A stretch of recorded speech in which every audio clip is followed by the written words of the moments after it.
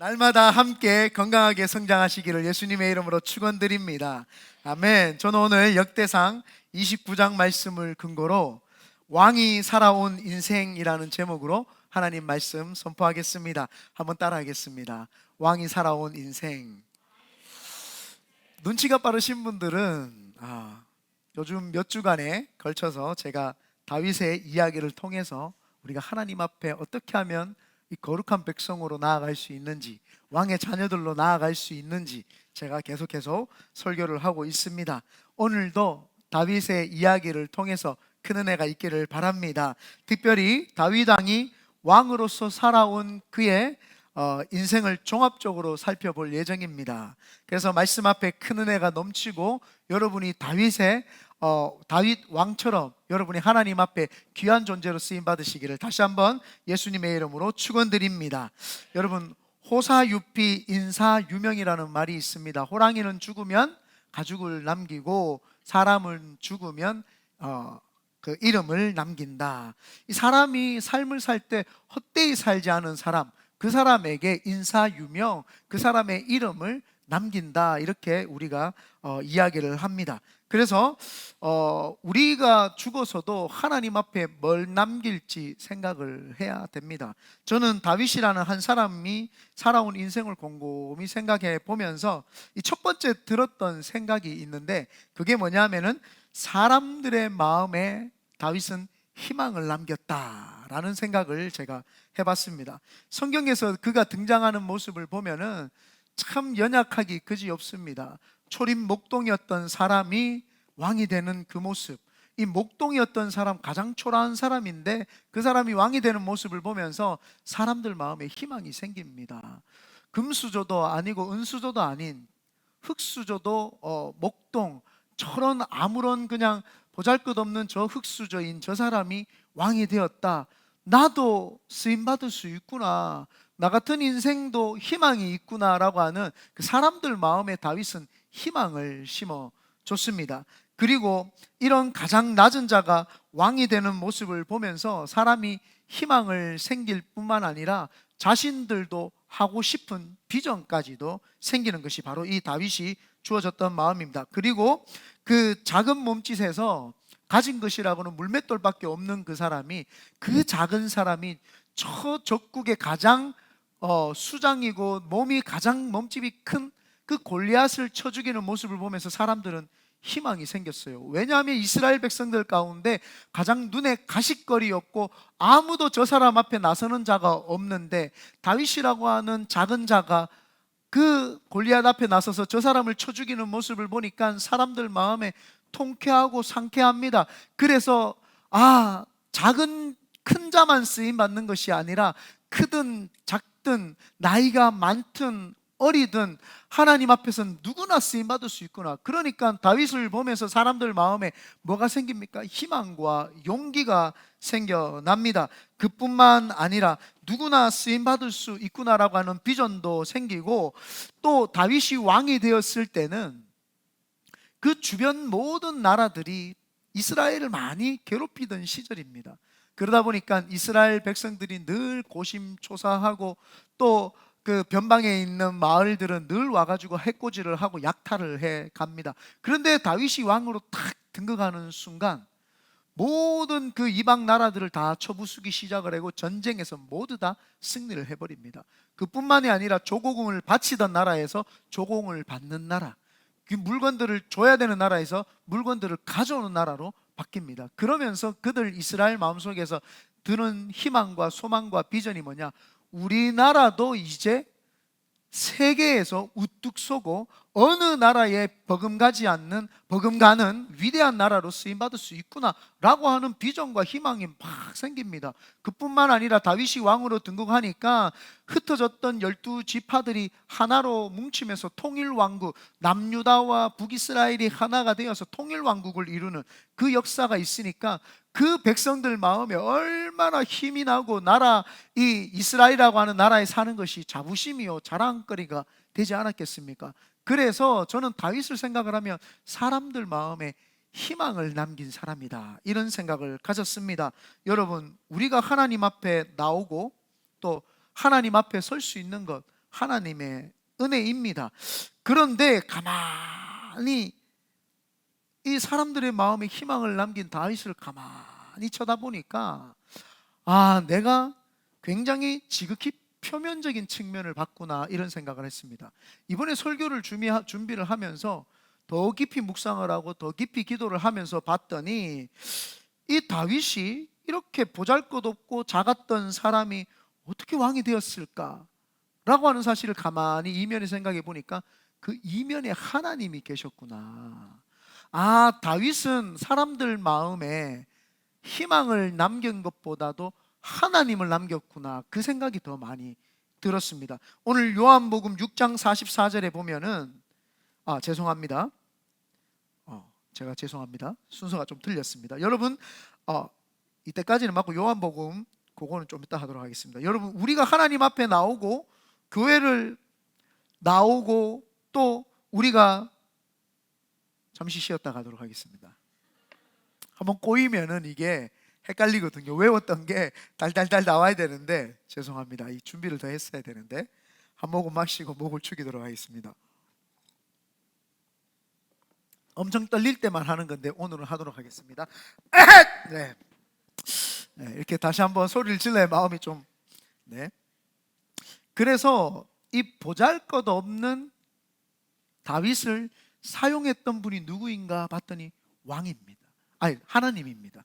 그래서 하나님이 뒤에 이면에서 다윗을 세웠으니 사람들 마음에 하나님이 새겨졌지 않았을까, 그런 생각을 해 봤습니다. 여러분, 우리가 교회 나오고 신앙생활을 하는 것도 사실은 우리가 나온 것처럼 느낄 수 있습니다. 오늘 우리가 시계 알람을 맞추고 교회 나오고 교회 나와가지고 내가 하나님 앞에 예배 드리는 것처럼 느껴지지만 요한복음 6장 44절에 보면 나를 보내신 아버지께서 이끌지 아니하시면 아무도 내게로 올 수가 없느니라 라고 이렇게 말을 합니다. 그래서 우리가 스스로 온 것 같고 내 아내나 내 남편에 의해서 내가 온 것 같고 내 부모님에 의해서 내가 이 자리에 온 것 같지만 하나님 아버지께서 부르지 않으면 여기 올 자가 아무도 없다고 이렇게 이야기를 합니다. 그래서 하나님께서 이끌어 주셨기 때문에 우리가 여기에 나올 수 있죠. 뿐만 아니라 교회에 나와서 교회 나오는 것도 하나님이 해주셨는데 교회 나와가지고 예수를 주라고 시인하는 것, 그 성경에 보면은 고린도전서 12장의 3절에 보면은 그러므로 내가 너희에게 알리노니 하나님의 영으로 말미암지 아니하고는 예수를 주라고 시인할 수 없다, 이렇게 이야기를 합니다. 우리가 교회 나와가 찬양을 하고 예수님을 주십니다 라고 고백할 수 있도록 해주신 것은 성령님이 아니고는 안 됩니다. 그러니 우리 한 사람의 인생을 돌아봐도 우리의 삶에서 하나님 아버지께서 이끌어 주셨고 예수님께서 십자가에 죽으심으로 우리의 모든 죄를 구원해 주셨고 내가 예수를 주라고 시인하는 것도 성령 하나님께서 하시지 아니하면 그 고백을 할 수 없다. 삼위일체 하나님께서 모든 개입을 하시지 않으면 내가 이 시간 이 시점에서 이 큰비드네 교회에 나와서 예배 드릴 수 없는 존재다 라는 것을 우리는 알 수 있습니다. 그렇기 때문에 우리도 하물며 나 같은 사람 한 사람도 하나님이 예배자로 세우시기 위해서 삼위일체 하나님이 총동원되셔가지고 우리를 작품을 만드셔가지고 이 자리에 오게 하셨는데 한 나라의 왕을 세우고 이스라엘 백성의 왕으로 세우실 그 다윗 왕의 인생을 돌아보면 자기가 한 것이 하나도 없다라는 것입니다. 다윗을 보면서 저 목동이 왕이 되었구나, 정말 멋있는 사람이야 라고 생각을 했다면 그거는 1차원적인 생각입니다. 그 다윗을 보면서 저 사람을 누가 세웠을까? 저 다윗이라고 하는 목동, 저 약한 사람, 저 사람을 들어 쓰신 그분이 누구신가?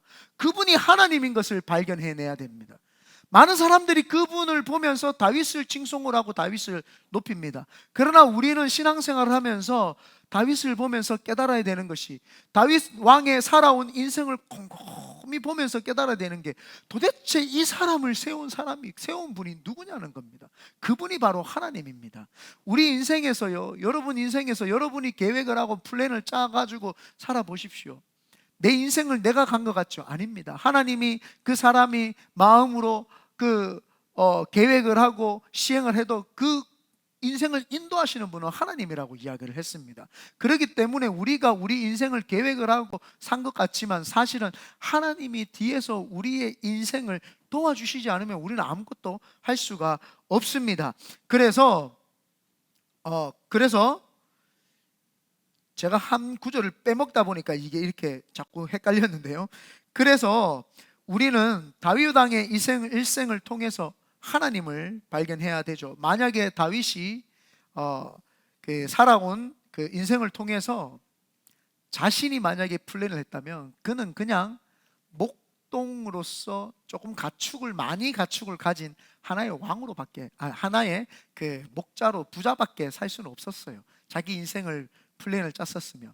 그러나 그가 그 인생을 플랜을 짜지 아니하고 하나님이 그 인생을 밀어주고 책임져 주시니까 그가 왕이 되었죠. 그래서 다윗의 삶을 쭉 살아보면 저 다윗이 사람들의 마음에 희망을 심었는데 하나님이라고 하는 희망을 심어줬구나 라는 것을 우리는 깨달아야 될 줄 믿습니다. 그러므로 다윗 왕이 살아온 인생을 통해서 그 뒤에 계신 하나님을 발견해내는, 또 사람들의 마음에 하나님이 우리의 희망임을 남기게 되시는 우리 큰비드은혜 교회 성도님들 되시기를 예수님의 이름으로 축원드립니다.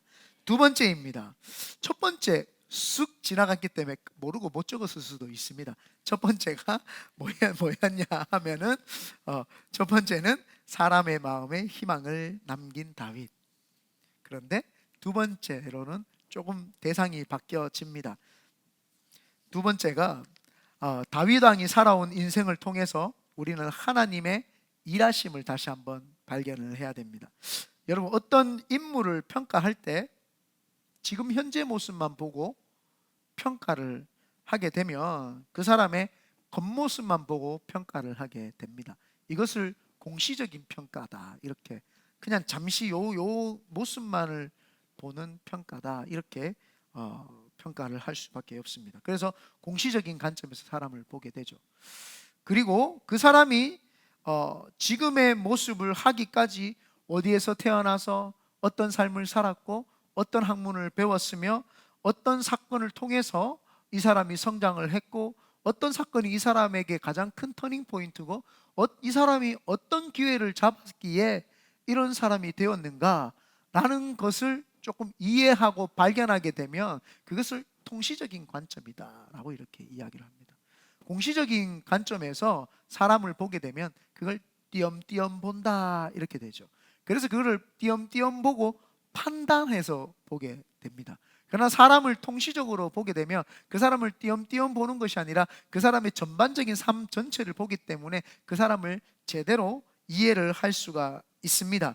그래서 저 사람 훈련받아서 저 자리에 있었구나. 만약에 공시적으로 보면은요, 그 사람의 위치가 부러워요. 야, 저 사람 왕이다, 나도 왕이 되었으면, 이렇게밖에 볼 수 없습니다.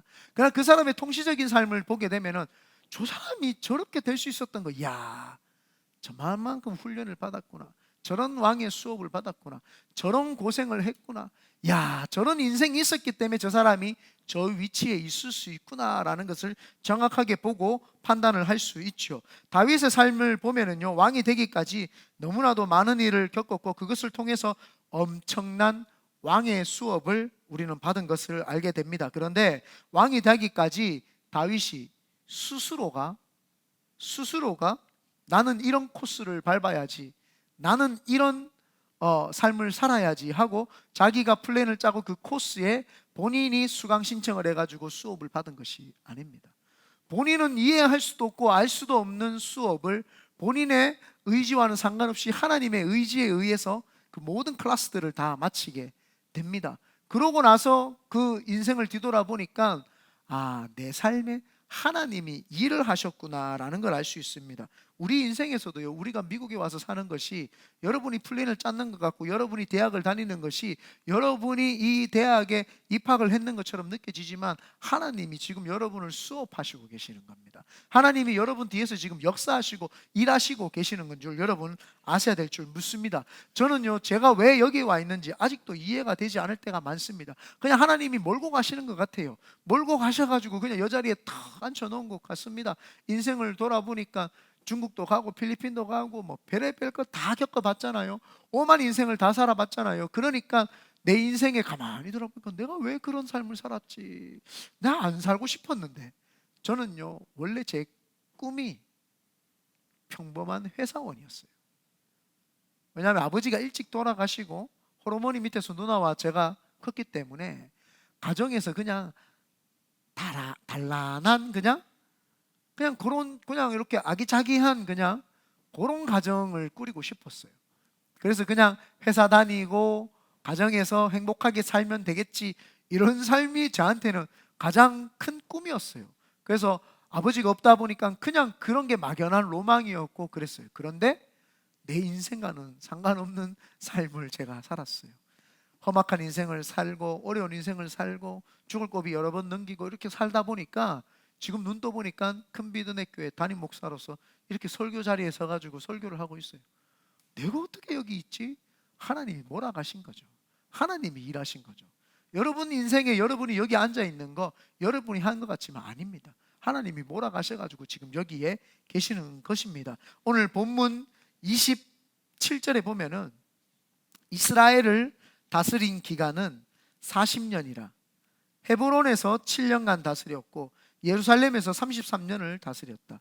여러분, 다윗 왕이 되고 나서 40년 동안 이스라엘을 다스렸는데 헤브론에서 7년, 예루살렘에서 33년, 그래서 40년을 다스렸습니다. 하나님께서 선한 왕, 성군을 세우시기 위해서 40년 동안 이스라엘 백성을 통치하고 다스리기 위해서 하나님이 위대한 주의 종을 만들기 위해서 하나님이 이끌어 가시는 수업, 왕의 수업을 통해서 일하시는데 그거 다 하나님이 계획하시고 플랜 짜시고 일하셨다라고 하는 사실입니다.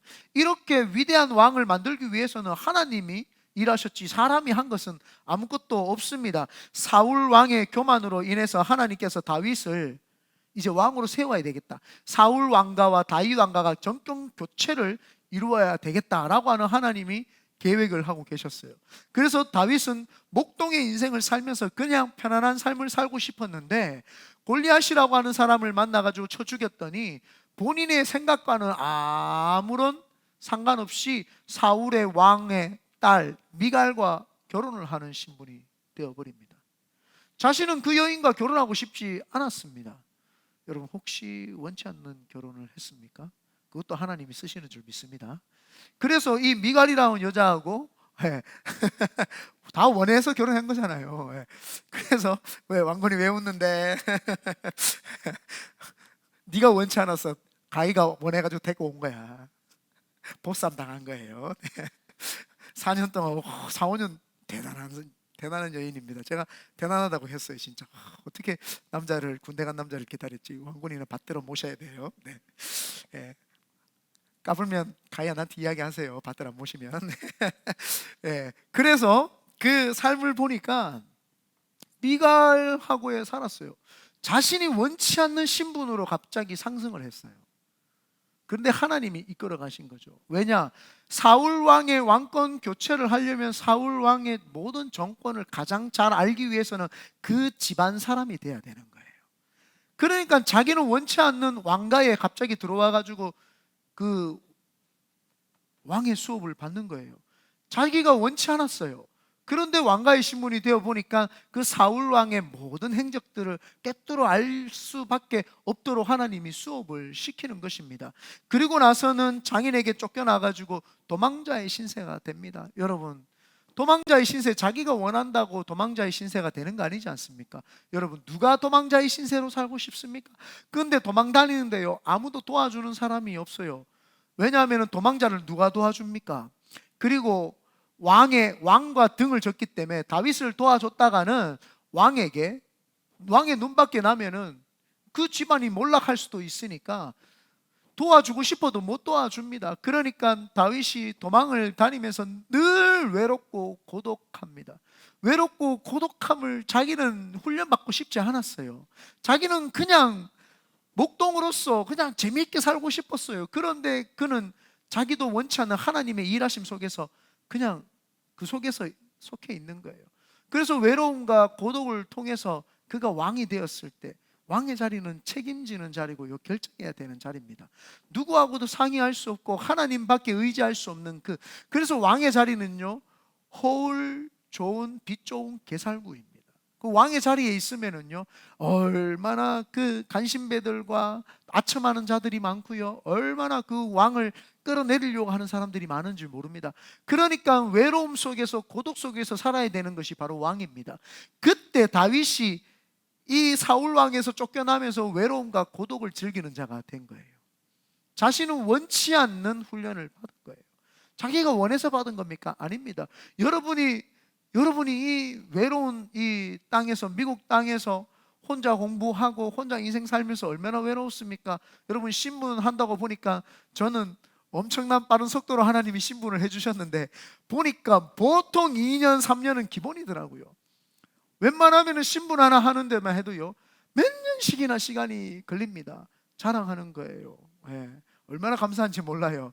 억울하면 기도 열심히 하시고요. 목사님 자기 일 아니라고. 나는 여러분 암도 걸리고 많이 감옥에도 갔다 오고 했잖아요. 그러니까 빨리 주신 거예요. 여러분 조금 늦게 받으셔도 돼. 감옥에 안 갔으니까, 암 안 걸렸으니까 뭐 얼마나 감사해요. 좀 늦게 받아도 그래도 하나님 은혜다 생각을 해야지요. 그래서 하나님께서 이 다윗이 원치 않는 그 뒤에서 계속 하나님이 일하는 거예요. 다윗 왕의 살아온 인생을 가만히 보니까 자기 인생에 일하시는 분은 하나님이셨던 거예요. 뿐만 아니라 광야랑 광야는 다 다닙니다. 그곳을 내 집처럼 드나들며 살 때는 집 하나 없어서 거지꼴처럼 사니까, 하나님, 내가 이세의 아들로서 우리 아버지 집에만 있었어도 등 따시고 배부르게 살 텐데, 이 광야에서 늘 햇빛에, 늘 사망의 음침한 골짜기에 다니면서 춥고 배고프고, 언제 한번 발 뻗고 잔 적이 없고, 언제 들짐승들과 독이 들어있는 곤충들과 뱀을 언제 만날지 모르니까 늘 경계심에 살아야 되고, 늘 헐벗고 살아야 되고, 늘 든든함이 없는 거예요. 낮에 되면 덥고 밤에 되면 춥고, 그 인생 속에서 다윗이 겪고 싶지 않은 거예요, 그런 광야의 인생을. 그런데 그 광야의 인생을 겪고 나니까 전쟁에서 가장 중요할 때, 그 늘 광야에서 치열한 전투들이 다 벌어지는 거예요. 내 집 드나들듯이 살았던 그 광야, 치가 떨리고 보고 싶지도 않고 이제는 다시는 가고 싶지 않는 곳, 그곳, 그 광야, 그곳에서 하나님께서 전쟁을 일으키시니까 왕이 되어가지고 손바닥 보듯이 보는, 가기 싫지만 손바닥 보듯이 볼 수 있는 그 광야, 전쟁에서 다 이기게 하신 거 아닙니까? 왕에게 가장 중요한 것은 전쟁 아닙니까? 손바닥 보듯이 광야를 다 볼 수 있는 그 해안을 주신 하나님, 그 하나님이 일하셨다는 거예요. 다윗은 하고 싶지 않았던 거예요. 그 훈련을 받고 싶지도 않았고, 그 클래스를 신청한 적도 없었어요. 그런데 그것을 다 경험을 해야 되죠. 이 보십시오, 다윗 왕이 살아온 인생을 보면 그가 스스로 자신이 짠 인생대로 흘러갔습니까? 흘러간 적이 없어요. 그 뒤에서 일하시는 분이 하나님입니다. 그래서 왕의 살아온 인생을 보면은요, 우리가 볼 때는 왕이 참 좋아 보이지만, 그 인생 속에서 돌아보면 하나님이 그의 인생을 이끌어 가셔가지고 거기 왕이 되셨고, 그 왕이 된 것을 통시적으로 보니까, 이 사람이 왕이 될 수밖에 없는 위치에 있구나, 이 사람이 여기에 서 있을 수밖에 없는 위치가 있구나. 그래서 모든 백성들이 왕의 이야기를 다 아는 거예요. 오늘 성경에 보면은 29절 다 같이 한번 읽어보겠습니다. 시작. 다윗 왕의 행적은 처음부터 끝까지 선견자 사무엘의 글과 선지자 나단의 글과 선견자 갓의 글에 다 기록되고, 모든 내용들이 다 기록이 된 거예요. 다윗의 살아온 첫 인생부터, 기름 부음 받을 때 사무엘이 기름 부었고, 사무엘이 그 사울 왕을 섬기면서 다윗을 탁 지켜보면서, 하나님이 왜 이 사람을 택했을까? 사무엘도 이해가 안 갔을 거예요. 자기가 뽑기는 뽑았지만 이해가 안 되는 거예요. 이렇게 초림목동 연약한 이 사람을 하나님이 쓰신다고, 그 모습을 보는데 그 사람이 고난 고통 당하는 걸 다 보고 기록을 해준 거예요. 나단 선지자가 이 사람이 도망다니는 시절부터 다 지켜본 거예요. 그리고 헤브론에서 7년, 예루살렘에서 33년 하면서 그 옆에서 다 지켜보면서 그 사람의 실수 허물까지도 다 지켜보고 기록을 해놓은 거예요. 이 사람이 이런 삶을 살았구나. 그리고 이 갓 선지자가 이제 다윗 왕이 말년 때를 보면서 솔로몬 왕에게 정권을 갖춘 거 다 보고 다 기록을 한 거예요. 다 기록을 해가지고 백성들이랑 온 신하들이 그 모습을 보니까 다윗을 존경하지 않을 수가 없는 거예요. 이 사람이 왕이 된 것은 참 이런 삶을 살았구나. 그러니까 지금도 이스라엘 백성들은요, 다윗 왕의 때를 그리워하는 이유가 그 사람은 그저 왕이 된 것이 아니라 하나님이 그 사람을 세웠고 하나님이 그 사람 뒤에서 일했다라는 걸 모든 사람들이 아는 거예요.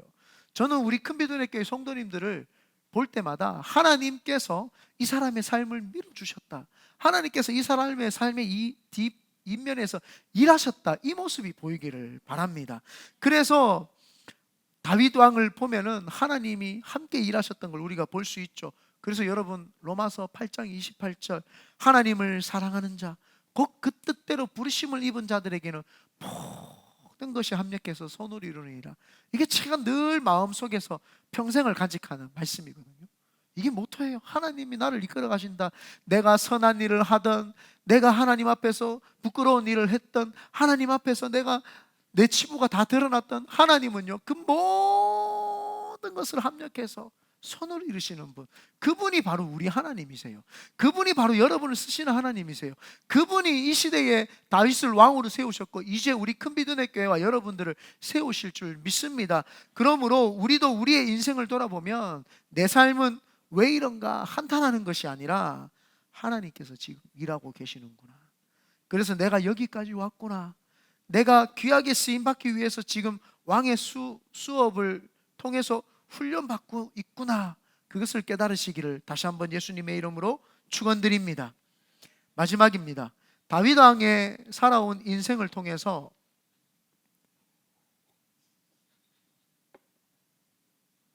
하나님의 뜻을 발견할 수 있어야 됩니다. 그런데 하나님이 많은 사람들이 있잖아요. 2세의 아들, 첫째 아들, 둘째 아들, 셋째 아들, 넷째 아들 다 쓸 수 있거든요. 하나님이 다윗을 썼잖아요. 왜 쓰셨을까요? I don't know입니다. 이해할 수 없습니다. 하나님이 왜 다윗을 선택했는지 그건 아무도 사실은 알 길이 없습니다. 제가 여기 서가지고 왜 설교를 하고 있는지 저도 알 길이 없습니다. 만약에 하나님이 진짜 뛰어나고 훌륭한 자를 써야 될 것 같으면 우리 같은 사람을 안 썼죠. 다윗을 안 쓰죠. 다윗의 첫째 형, 누가 봐도 신장이 크고 얼굴이 외모가 뛰어나고 등치도 좋고 당당하고 아주 그런 사람을 써야 되지 않습니까? 근데 하나님이 다윗을 쓴 이유는 아직도 미스테리입니다. 하나님이 저를, 또 하나님이 여러분을 사용하시는 이유는 그건 미스테리입니다. 하나님의 은혜다라고 고백할 수밖에 없습니다. 그래서 다윗 왕이 살아온 인생을 통해서 우리는 하나님의 뜻을 발견을 해야 됩니다. 왜 하나님이 그러면 다윗을 왜 쓰냐는 거예요. 하나님이 다윗을 통해서 무슨 뜻, 목적과 뜻이 있었다라는 거예요. 우리는 그거를 발견을 해야 되죠. 그래서 다윗을 가만히 보니까 하나님이 다윗을 통해서 왕으로 세워야 되겠다라고 하는 뜻을 가지고 계셨어요. 목사님 그거 다 아는 이야기 아닙니까? 왜 왕으로 하나님이 다윗을 왜 왕으로 세워야 되겠다는 뜻을 가졌냐는 거예요. 이 세상에 전부 다 하나님의 통치를 받지 않아요.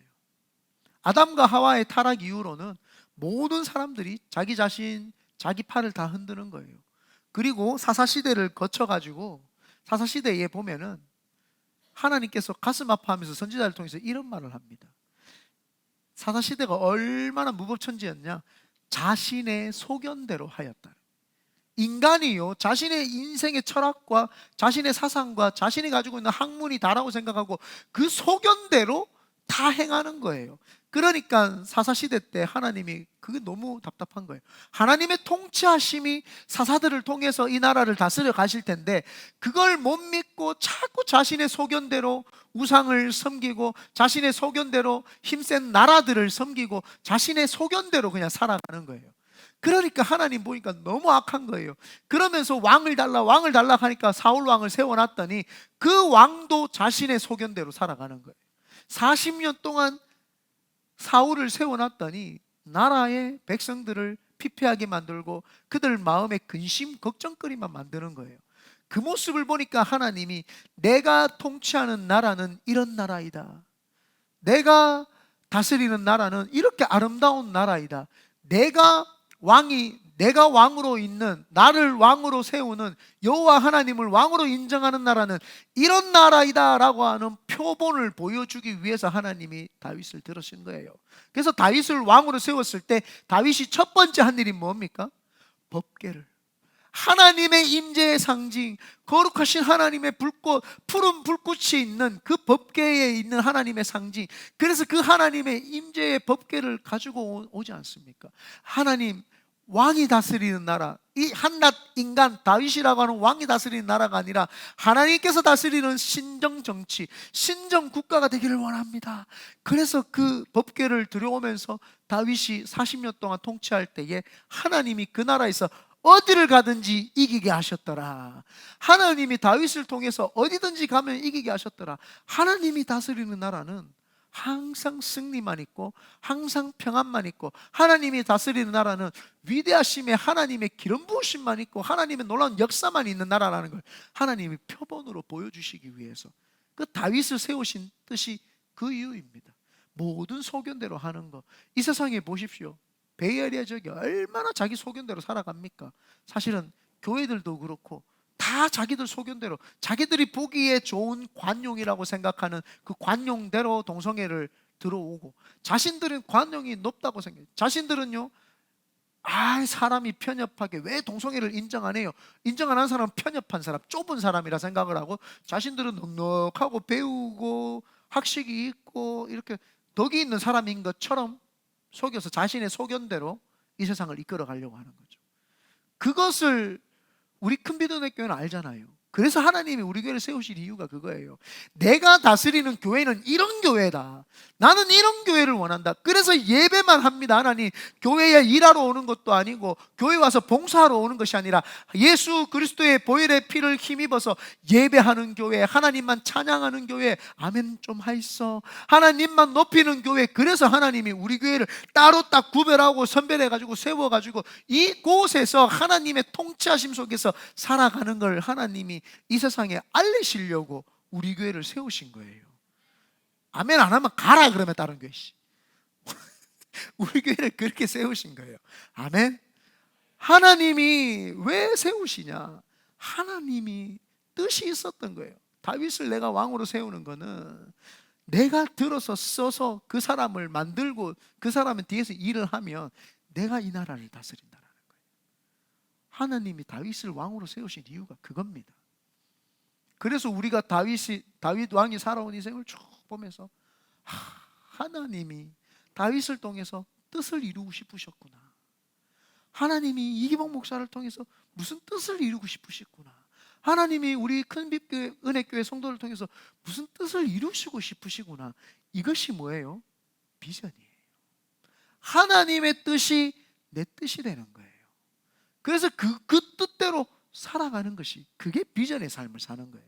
그래서 이 땅에 보니까 악한 것들이 판을 치는데 그 악한 거하고 싸워내서 이겨내야 될 용사들이 필요한 거예요, 하나님이. 그래서 우리 큰비도교회를 택하신 거예요. 아무나 안 택해주는 거예요. 용사들만 택하는 거예요. 왜? 이 사람들을 택해놔야지 저런 마귀의 공격이 와도 이겨낼 거 아닙니까? 아무나 택해 보십시오. 뭐 조금만 때리면 넘어져, 이럴 때리면 돌로 넘어져.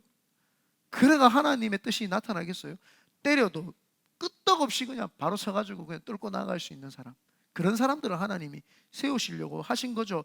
두 번째 하나님 뜻이 뭐냐 하면은 천년 뒤에 오실 메시아 예수 그리스도가 오는 것을 이루겠다고 하는 뜻을 가지신 거예요. 마태복음에 보면은요, 다윗과 예수 그리스도의 족보가 나옵니다. 하나님께서 그 다윗을 통해서 이 땅에 있는 모든 죄악을 다 이겨내시고 이 땅에 있는 모든 영혼의 불쌍함을 하나님이 구원해 주시려고 하는 예수 그리스도를 예표하기 위해서 다윗을 세우신 거예요. 다윗이 저렇게 연약하고 어린 양 같은 저가 왕이 되어서 신정 정치를 할 때 하나님이 다스리는 나라, 구원의 역사, 예수 그리스도를 통해서 그 이루실 십자가의 사건, 어린 양처럼 자신이 십자가에 못 박혀서 연약한 것처럼 박혔지만 하나님이 그 속에 큰 뜻과 하나님의 목적을 품으셔가지고 예수 그리스도의 십자가를 통해서 온 인류의 구원을 가지고 오시겠다고 하는 그 뜻, 그래서 다윗을 왕으로 만드신 하나님의 뜻이 있었다라는 사실입니다. 그러니까 그 큰 뜻을 이루어야 되니까 얼마나 마귀들이 장난을 치겠어요. 그래서 사울 왕이, 그 악신이 사울에게 들어가서 다윗을 죽이려고 하죠. 왜요? 마귀는 알았던 거예요. 다윗을 통해서 1000년 뒤에 메시아가 오실 것을 알았어요, 마귀는. 그러니까 다윗을 죽이려고, 블레셋이 죽이려고, 어마어마한 광야의 그 외침의 소리들이 죽이려고 할 때 다윗은 하나님을 통해서 다 이겨내는 거예요. 하나님이 보호하시는 거예요. 광야의 그 어렵고 힘든 상황에서, 사망 음침한 골짜기에서 하나님이 건져내시고 지켜내시는 거예요. 왜? 하나님은 하나님의 뜻을, 경륜을 반드시 섭리 가운데 이루어내세요. 어떠한 역경이 와도 하나님 뜻은 이루어집니다. 하나님은 만들어내신다 이 말이에요. 그러니까 다윗이 사울 왕과 그의 신복들의 배신과 아들의 배신이 있어도 죽지 않아요. 하나님이 그로 하여금 그 나라를 이끌어 가시는 거예요. 하나님이 1000년 뒤에 메시아가 올 것을 미리 그분은 계획을 하셨고 그 뜻을 다윗을 위해서 이루시기 위해서요. 그래서 여로보암과 르호보암이 남유다 북이스라엘로 갈라질 때에도 하나님은 남유다의 그 르호보암을 통해서 끝까지 다윗 왕의 그 왕가를 이어갔고, 그 북이스라엘에는 8번의 쿠데타가 일어나면서도 그 왕조는 다 무너졌죠. 하나님이 다윗을 왕으로 세우신 이유가 있었다 이 말입니다. 하나님의 뜻을 우리는 발견해야 됩니다. 그러면 우리 인생 가운데 우리가 여기 왜 있냐라는 거예요. 그거를 발견해야 되는 거예요. 오늘 우리가 이 예배 가운데 참 은혜됐다, 그게 아니라 하나님이 이 말씀을 듣게 한 이유가 무엇입니까? 그 뜻을 나도 모르지만 순종으로서 하나님이 이루어낼 때 그 뜻이 이루어지기를 원합니다. 하늘에서 이루어진 것 같이 땅에서도 이루어지는 역사를 내가 경험하고 체험하기를 원합니다. 하나님은 살아계십니다. 하나님은 위대하십니다. 그 하나님이 오늘 나로 하여금 이 말씀을 듣게 하신 이유는 하실 일이 있구나, 나를 통해서 뜻하신 바가 있구나, 나를 위해서 목적하신 바가 있구나, 그거를 발견해내시기를 예수님의 이름으로 축원드립니다. 메시아가 못 오게끔요 얼마나 하는지 모릅니다. 이 땅에 하나님의 나라가 못 이루게끔요 우리를 얼마나 큰 믿음의 교회를 괴롭히는지 모릅니다. 거기에 눈 깜짝하지 마시길 바랍니다. 어차피 하나님은 만들어 가시거든요. 마귀가 아무리 괴롭혀도 하나님은 만들어 가신다. 네가 아무리 설쳐도 우리는 하나님이 만들어 간다. 그래서 매번 우리가 하는 말 있잖아요. 아무리 똥개가 짖어도 KTX는 달린다. 강아지가 짖는다고 멈춰요? 그래 네 할 일 해라고 가죠. 마귀 사탄이 우리를 아무리 괴롭혀도 우리가 멈춥니까? 그 멈추는 사람 바보예요. 마귀하고는요 대화할 건데기가 없어요. 짖어 하고 가는 거예요. 그래서 마귀가 저를 굉장히 싫어한다니까요. 자기 성품들을 정확하게 알고 자기를 컨트롤하고 다루는 방법을 정확하게 알고 있어가지고 그래요. 그 마귀를 컨트롤하고 다루는 사람들이 잘 없어요. 근데 그거를 요리조리 갖고 놀잖아요 우리가. 그러니까 마귀가 화가 나. 저 인간은 어떻게 나를 저렇게 잘 알고 있지, 나를 얼마나 괴롭히지. 우리 큰 믿음의 교회는 하도 훈련이 많이 돼가지고, 많이 들어가지고 그걸 다룰 줄 알아요. 그래서 내 생각으로 오는 마귀도 컨트롤하고, 내 감정으로 오는 마귀도 컨트롤을 하고, 내 육신으로 오는 마귀도 컨트롤 해가지고 그거를 척결하고 박살을 내면 마귀가 이 교회는 괴롭혀도 밟아도 잡초처럼 무성한 잎이 나는 것처럼 막 자라나는구나, 얘들은 밟아서 되는 것이 아니라 그냥 가만히 놔두자, 그렇게 포기하게끔 만들어 내버려야 되는 거예요. 그게 위해서는 뭐가 필요해요? 기도가 필요하다는 거예요. 그래서 그 기도를 위해서 우리가 중간중간에 훈련받는 게 사실은 수련회예요. 그래서 수련회 때 다시 일어나고 또 다시 일어나고 또 충만받고 또 다시 첫사랑 회복하고, 그렇게 해가지고 또 발돋움해 나가고, 그러면 세상 것들이요 까불다가도요 넘어집니다. 그런 사람들이 점점 모이기 시작을 하면서 이 베엘의 지역은 변화될 수밖에 없습니다. 그 역사를 여러분 때에 여러분이 보시기를 예수님의 이름으로 축원드립니다. 아멘.